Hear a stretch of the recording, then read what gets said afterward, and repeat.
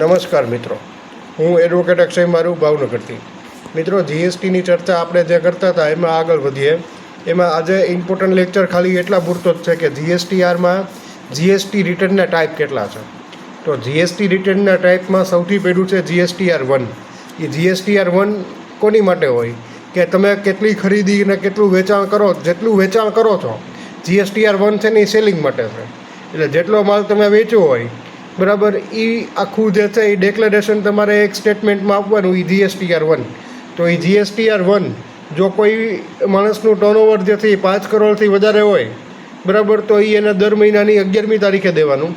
અને જો એ ઓલી જે સ્ટિપ્યુલેટેડ સ્કીમ જે હતી બરાબર, એ સ્કીમ અંડરમાં હોય, એટલે કે જેને સ્કીમ અંડરમાં હોય એ વ્યક્તિ કેવો હોય કે જેને જે છે એ જીએસટીનો નંબર ન લીધો હોય, એ કોમ્પોઝિટ ડીલર હોય, કોમ્પોઝિશન સ્કીમમાં હોય. તો કોમ્પોઝિશન સ્કીમમાં જે વ્યક્તિ જે છે એને 13મી તારીખે જે છે એ આ કેટલો માલ વેચો એ GSTR-1માં એને કહી દેવાનું. GSTR-2A જે છે એ ખરીદી માટેનું રિટર્ન છે. હવે આ ખરીદી અને આ ITC આ બે છે ને એ બહુ પાક્કા ભાઈબંધ છે, એકબીજાની હારે જ હોય. એ વાત જે છે ને પેરેલલ હાલે, સચિન દ્રવિડની પેર જેવું છે કે ખરીદી માટેનું રિટર્ન હોય ને ત્યાં તમારી ITC એટલે જો ઇનપુટ ટેક્સની ક્રેડિટની વાત એમાં આવે જ તે.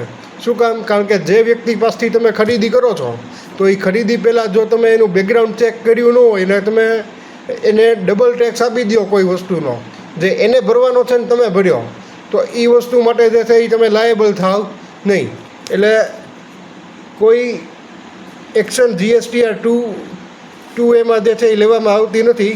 ખાલી ITC લેવા માટેની કોઈ જે છે એ વસ્તુ જે છે એ ITC માટે છે.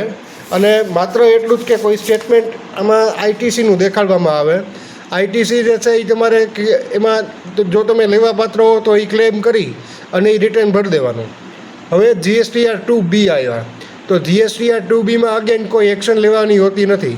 GSTR-2માં એક્શન લેવાની હોય છે, કારણ કે એમાં ITC જે છે એ ક્લેમ કરવાની હોય. તો GSTR-2Bમાં કોઈ એક્શન નથી હોતી.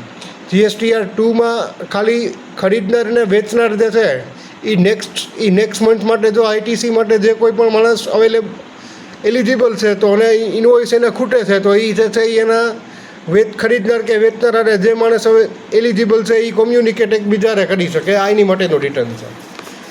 પછી GSTR-2 આવ્યા, તો એ અગેન ખરીદી માટેનું રિટર્ન છે. GSTR-3 જે છે એ આખા ધંધાનું સારાંશ જે છે એ GSTR-3માં મળે.